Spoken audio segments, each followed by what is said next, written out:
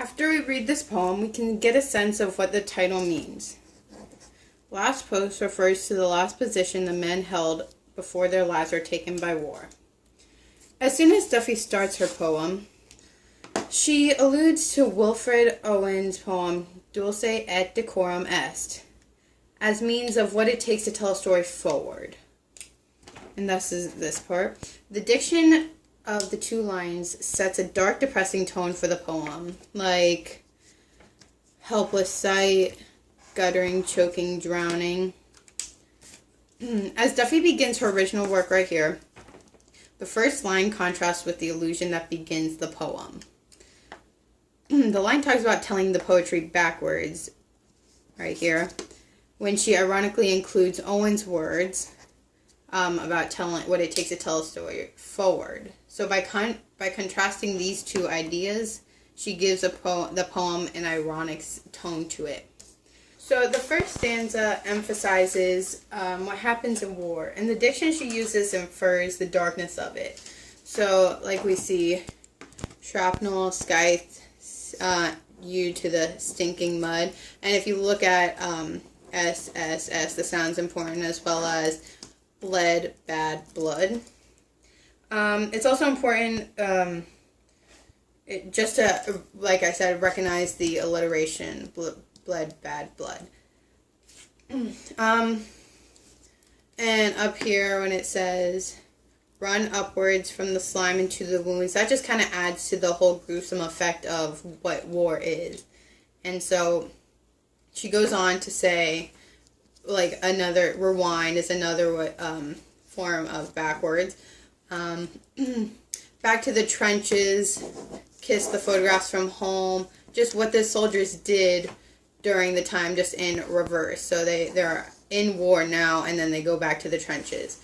And you can see that she talks about mothers, sweethearts, sisters, younger brothers, and which is listing, and that's her influence from Catholic Mass when she was younger. So she puts that into her poems as from her roots. And the second stanza concludes with Dulce no decorum, no pro patria mori. And what that means in, that's Latin, and what it translates to English is sweet, no, honorable, no, die for one's country. And again, this contrasts with Owen's poem up here, because that's what it was based on. She included that from this poem, that it's none of these things. It's not honorable and it's not sweet. And then Duffy changes the feel of the poem in this last line when she includes you.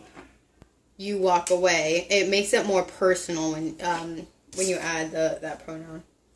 In the first stanza altogether, it gives the audience a sense of what war is like, and transitions into a personal experience of the soldiers.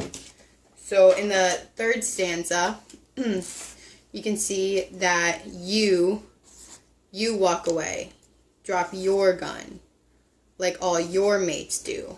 And then again, you become the soldier. Duffy puts her audience in the fighters, Duffy puts her audience in the fighter's shoes to make it seem as if they were the one in war.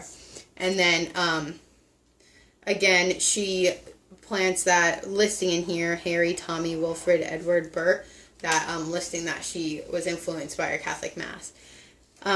From there, the typical day of the men was described. Lighting cigarettes, coffee, eating bread, just normal routine of what the soldiers did every day before they went to war.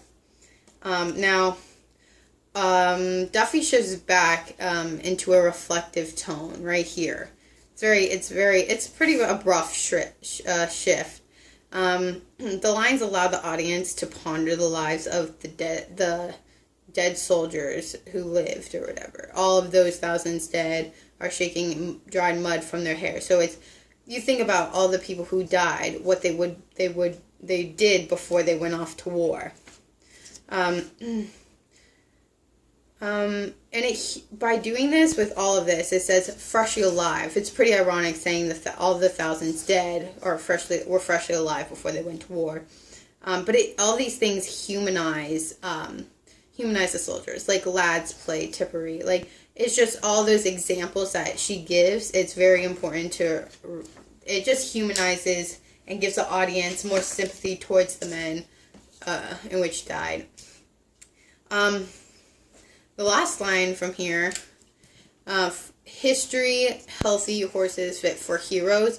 Again, the alliteration comes in to play, and it's interesting that Duffy chose to include the heroes in this, because normally the phrase goes healthy horse, like something fit for kings, but she added the heroes as in the soldiers are heroes. So I think that's very important to note. Now, this stanza altogether humanizes the soldiers, describing their lives before they were drafted, and that the men who did die in war had lives as well. So it's just talking about altogether what their lives were like before they were drafted. The third stanza is significantly shorter than the rest, which are a 4-line verse about like a 10-line. That's very different. So that's just recognize that.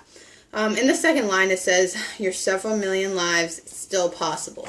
So still possible is referring to the many lives of the men that wouldn't have been lost. So it's just referring to when they were alive. So it's still possible. And again, the listing down here comes up with like your life is still crammed with love, work, children, talent, English beer, and good food. Yes, so the listing again. So this is just what filled the lives of men before they went to war. And so this stanza emphasizes the home life of the soldiers. It creates even more of a sympathetical feel towards the men, because it humanizes them. It says they had lives just like us, but they were the ones that went to war. So this last one is referring back to the first line when she said, "If poetry could tell itself backwards, it would."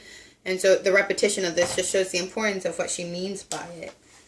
When she writes, "if poetry could," then it's almost indicating that it can't, but if it were possible, then it would. And I just think that she reaches her audience by captivating them with that backwards aspect of it. It wasn't just a regular poem. It was a poem about war, yes, but she told it backwards, which made it more interesting. And as it went on, it humanized the soldiers as real people